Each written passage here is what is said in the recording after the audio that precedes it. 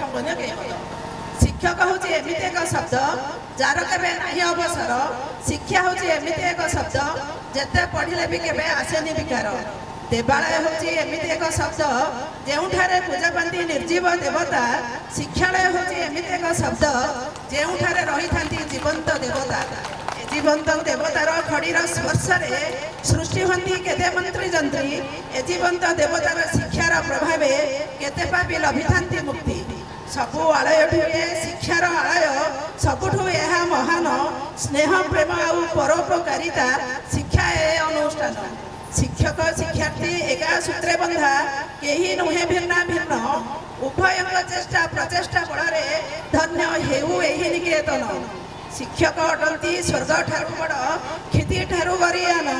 ତାଙ୍କର ଆଶିଷ ଲାଭ କରି ସର୍ବେ ନିଜକୁ କର ମହାନ।